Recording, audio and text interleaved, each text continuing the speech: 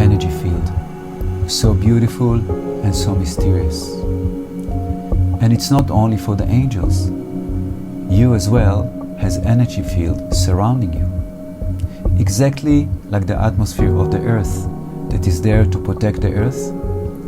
We human as well has energy field around us. But not only us, plants, animal, in fact all living beings has an energy field surrounding it.